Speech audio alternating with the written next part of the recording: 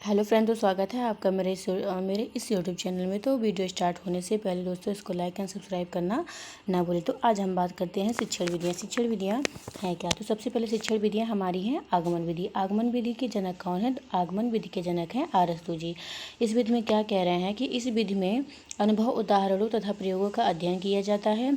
इसमें कर के नियम निकाले जाते हैं। इसमें क्या है कि इसमें कर के नियम निकाले जाते हैं। यह शिक्षण विधियाँ जो हैं छात्र केंद्रित विधि हैं, विद्यार्थियों को सीखने पर बल देती हैं और यह वैज्ञानिक विधि भी हैं।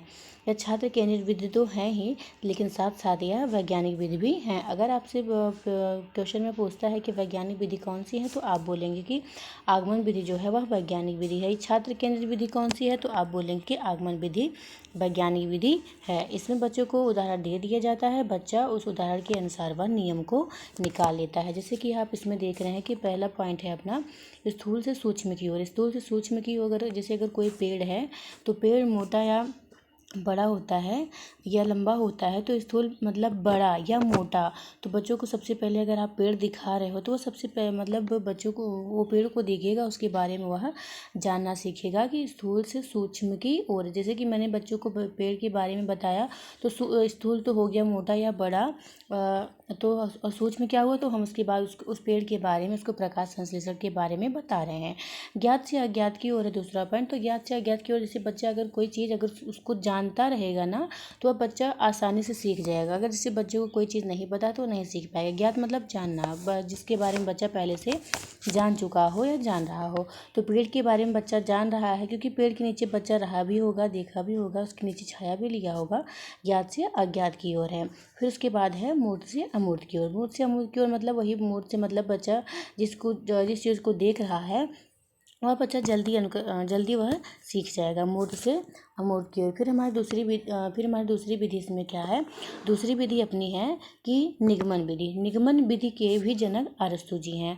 आगमन विधि के जनक अरस्तु जी हैं और निगमन विधि के भी जनक अरस्तु जी हैं।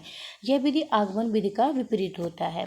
यह विधि जो है वह आगमन विधि का विपरीत होता है। इस विधि में विद्यार्थी को नियमों का ज्ञान दे दिया जाता है, उसके बाद उदाहरण देकर उन नियमों को समझाया जाता है। मैंने आगमन में आपको क्या बताया था कि बच्चों को पहले उदाहरण दिया जाता है ना, फिर उदाहरण के अनुसार बच्चा नियम निकाल लेता है। लेकिन इसमें क्या कह रहे हैं कि इस विधि में पहले उनको नियमों का ज्ञान दिया जाता है, पहले उनको नियम बताए जाते हैं, फिर उसके बाद उनको उदाहरण देकर उनको समझाया जाता है।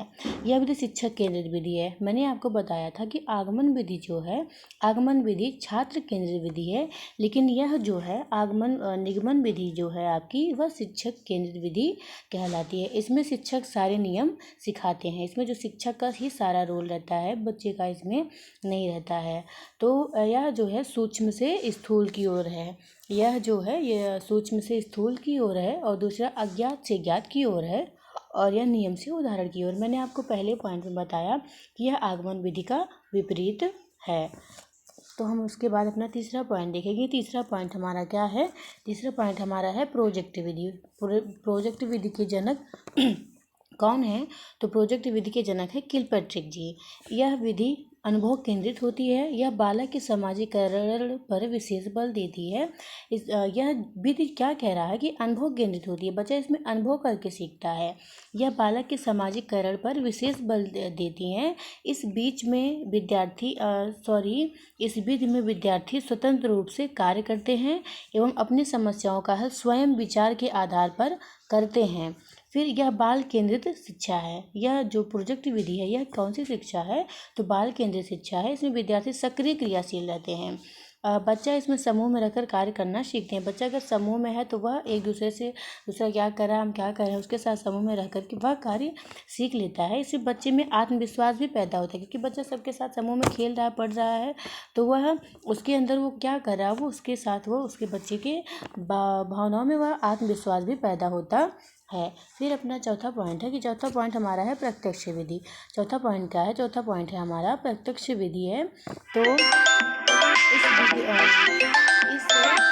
इस विधि में बच्चों को बिना व्याकरण के नियमों का ज्ञान कराए भाषा सिखाई जाती है। मैंने आपसे क्या कहा कि इस विधि में बच्चों को, यहाँ सॉरी बीच हो गया है, चाहे विधि रहेगी। इस विधि में बच्चों को बिना व्याकरण के नियमों का ज्ञान कराए भाषा सिखाई जाती है। जैसे कि बच्चों को मतलब व्याकरण का नियम नहीं बताया जा रहा है, सबसे पहले बच्चे को इसमें भाषा सिखाई जा रही है। इस विधि में बच्चे की जो मातृभाषा होती है उसे बिना मध्यस्थ बनाए उसे अन्य भाषा सिखाई जाती है। जैसे अगर बच्चा कहीं और अन्य जगह मतलब जैसे बच्चा अमेरिका में चला गया तो वहाँ बच्चों को जो है ना व्याकरण नहीं बताया जाएगा, उसको ये नहीं उसका नियम बताया जाएगा, उसको अन्य सीख दिए जाने लगेंगे बच्चों को।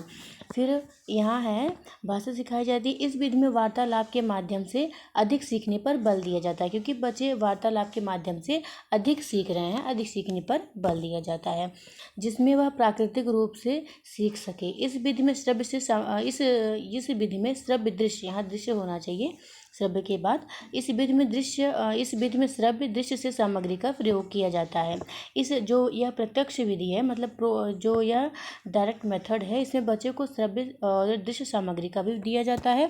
जैसे कि श्रव्य दृश्य में प्रोजेक्टर हो गया, टीवी हो गया और हमारा यह लैपटॉप हो गया, फ़ोन हो गया, तो बच्चों को इसमें दिया जाता है। और प्राथमिक कक्षाओं हेतु यह विधि अत्यधिक उपयोगी है। प्राथमिक कक्षा मतलब 1 से 5 तक की ये विधि जो है अधिक उपयोगी होती है। तो पांचवा विधि इसमें क्या है? विश्लेषण विधि। पांचवा विधि क्या है अपना? पांचवा विधि इसमें है विश्लेषण विधि है आपका। इसमें क्या, इसके जो जनक है वह हेनरी एडवर्ड आर्मस्ट्रॉन्ग। इस विधि के जनक कौन है? तो हेनरी एडवर्ड आर्मस्ट्रॉन्ग हैं। इसमें विश्लेषण मतलब छोटे छोटे टुकड़ों में बच्चों को बताया जाता है, छोटे छोटे टुकड़े करके बच्चों को बताया जाता है। छोटे टुकड़े मतलब जैसे कि इसमें हम देख रहे हैं, इसमें समस्या के छोटे छोटे भागों में बांटकर उनका अध्ययन व समीक्षा करते हुए उसे हल किया जाता है। जैसे कि आप समझेंगे, जैसे अगर कोई पेड़ है, पेड़ के बारे में हम उसको तना जानेंगे, वह शाखा जानेंगे, फूल जानेंगे, उसकी पत्ती जानेंगे ना, तो छोटे छोटे भागों में बांट करके हमने उसका अध्ययन किया। यही कह रहा है ना इसमें कि इसमें समस्या के छोटे छोटे भागों में बांटकर उनका अध्ययन व समीक्षा करते हुए उसे हल करना। तो मैंने आपको पहले ही बताया कि पेड़ के बारे में पहले वह जड़ जानेगा, शाखा जानेगा, फिर तना जानेगा, फिर वह फूल के बारे में जानेगा, पत्तियों के बारे में जानेगा। तो विश्लेषण विधि का मतलब है कि छोटे छोटे भागों में बांटकर उनका अध्ययन करना। इसके बाद छठा पॉइंट क्या है कि छठा पॉइंट अपना यह है संश्लेषण विधि है। छठा पॉइंट क्या है? संश्लेषण विधि है। इसके भी जनक हेनरी एडवर्ड आर्मस्ट्रॉन्ग हैं। विश्लेषण विधि के भी जनक हेनरी एडवर्ड आर्मस्ट्रॉन्ग थे और संश्लेषण विधि के भी जनक यही हैं। इसमें क्या कह रहा है कि इस बीच में विश्लेषण कर लेने के बाद ही संश्लेषण का कार्य होता है। इस विधि में विश्लेषण कर देने के बाद ही संश्लेषण का कार्य होता है। इस विधि में छोटे छोटे भागों को जोड़ते हुए समस्या का हल किया जाता है। मैंने आपको विश्लेषण में बताया कि बच्चों को छोटे छोटे भागों में बांट करके बताया जाता है, और इस विधि में जो है वह बच्चों को जोड़ करके सारी चीज़ें बता दी जाती हैं। जैसे कि मैंने आपको पहले बताया कि विश्लेषण में संश्लेषण क्या है, जड़ क्या है, तना क्या है, फूल क्या है, पत्तियाँ क्या है, तो वहाँ मैंने छोटे छोटे भागों में आपको जोड़ के बताया। फिर उसके बाद यहाँ संश्लेषण विधि में जो है, संश्लेषण विधि में मैंने आपको पेड़ के बारे में ही बता दिया। तो यहाँ पे कहने का तात्पर्य यही है कि विश्लेषण कर लेने के बाद ही संश्लेषण का कार्य होता है। इस विधि में छोटे छोटे भागों को जोड़ते हुए समस्या का हल किया जाता है। इसके बाद हम अपने अगले टॉपिक पे आते हैं कि अपना सातवां क्या है। सातवां है इसमें अनुकरण विधि। यह मेथड भी रहेगा इसके आगे सिमुलेशन के बाद। तो अनुकरण में, इस विधि में बालक अनुकरण करके सीखता है। इस विधि में बालक अनुकरण करके सीखता है, इसीलिए इसे अनुकरण विधि कही जाती है। इस विधि में बालक अपने अध्यापक का या टीचर का अनुकरण करके पढ़ना व नवीन रचना करना सीखता है। बालक अपने अध्यापक के उच्चारण को सुन करके उनका नकल करके वाचन करता है। जैसे कि अनुकरण मतलब ये हुआ ना यहाँ पे ऊपर कि वह किसी का देख करके नकल कर रहा है। जैसे कि जो लड़कियाँ होती है ना, वो अपने माँ को देख करके सजना संवरना, साड़ी पहनना, गुड़िया गुड्डों का खेल खेलना ज़्यादा पसंद करते हैं, क्योंकि वह अनुकरण कर रही हैं, उनका नकल करके वह सीख रही हैं। ऐसे स्कूल में बच्चा जो है वह अपने अध्यापक का नकल करके और जो बच्चा पढ़ रहा है उसी का वह वाचन कर रहा है। तो ये हमारा हुआ अनुकरण विधि। इसके बाद 8वां पॉइंट है व्याख्यान विधि। इसमें लेक्चर विधि जो है, इसमें टीचर आते हैं, लेक्चर दे के चले जाते हैं, बच्चा जो है श्रोता होकर के वो उसको सुन लेते हैं। यह विधि सबसे प्राचीन विधि मानी जाती है। इस विधि में किसी तथ्य विषय की व्याख्या की जाती है। इस विधि को शिक्षक की सबसे प्राचीन विधि मानी जाती है। यह शिक्षक केंद्र विधि होती है। यह क्या है? यह शिक्षक केंद्रित विधि है। इसमें शिक्षक की भूमिका प्रमुख होती है। इसमें एक टीचर आता है, उसको लेक्चर देकर चला जाता है, बच्चा समझ जाए या नहीं समझे उससे कोई मतलब नहीं रहता है। फिर अपना 9वां पॉइंट है कि मारिया मॉन्टेसरी विधि जो है वह मारिया मॉन्टेसरी जो है वह इटली की एक चिकित्सक तथा शिक्षा शास्त्री थे। इन्हीं के नाम से शिक्षा मॉन्टेसरी विधि जो है वह प्रसिद्ध है। यह विधि 2.5 वर्ष से 6 वर्ष तक के बच्चों के प्रयोग में लाई जाने वाली विधि है। मारिया मॉन्टेसरी जो है वह इटली की एक चिकित्सक तथा शिक्षा शास्त्री थे। इन्हीं के नाम से यह मारिया मॉन्टेसरी विधि जो है प्रसिद्ध हुई। और यह जो विधि है वह 2.5 वर्ष से 6 वर्ष के बच्चों को प्रयोग में लाई जाने वाली विधि यह विधि है। इसके बाद अपना 10वां पॉइंट क्या है? 10वां पॉइंट है यहाँ पे डाल्टन विधि। तो यहाँ डाल्टन जहाँ मेथड लिखा है, मेथड नहीं रहेगा यहाँ पे मेथड की जगह यहाँ पे ला रहेगा। यहाँ पे क्या रहेगा? ला रहेगा, तो सॉरी। फिर आप सब देख सकते हैं डाल्टन विधि के जनक जो है वह कुमारी हेलेन जी हैं। डाल्टन विधि के जनक कौन है? कुमारी हेलेन जी हैं। फिर इसके बाद हम देखें अपना कि इस विधि में अध्यापक द्वारा छात्रों को कुछ निर्धारित कार्य जिसे असाइनमेंट दिया जाता है, जिन्हें विद्यार्थियों को दिए गए कुछ समय के अंदर ही करके उसको दिखाना होता है। इस डाल्टन विधि में मतलब क्या है कि अध्यापक जो है वह बच्चों को कुछ कार्य करने के लिए देता है, और उस कार्य करने के लिए उन बच्चों को कुछ टाइम दे देता है, समय दे देता है कि उसी के अंदर उसको करके अध्यापक को दिखाना होता है। तो ये हमारा हुआ डाल्टन विधि।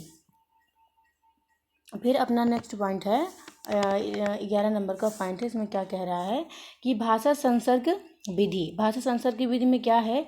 यह एक व्याकरण शिक्षण विधि है। इस विधि में रचनाओं के माध्यम से व्याकरण का ज्ञान दिया जाता है और प्राथमिक कक्षाओं के लिए यह विधि काम में लाई जाती है। इस विधि के द्वारा छात्रों को अच्छे लेखन की पुस्तकों के माध्यम से व्याकरण का ज्ञान दिया जाता है। भाषा संसर्ग विधि में क्या कह रहा है कि यह एक व्याकरण शिक्षण विधि है। इस विधि में रचनाओं के माध्यम से व्याकरण का ज्ञान दिया जाता है। और यह जो विधि है वह प्राथमिक कक्षाओं के लिए यह विधि काम में लाई जाती है। इस विधि के द्वारा छात्रों को अच्छे लेखन की पुस्तकों के माध्यम से व्याकरण का ज्ञान दिया जाता है। तो आज की क्लास के लिए धन्यवाद। हम आपको मिलते हैं अपनी अगली क्लास में। तो प्लीज़ इस वीडियो को लाइक एंड सब्सक्राइब करना ना भूलें।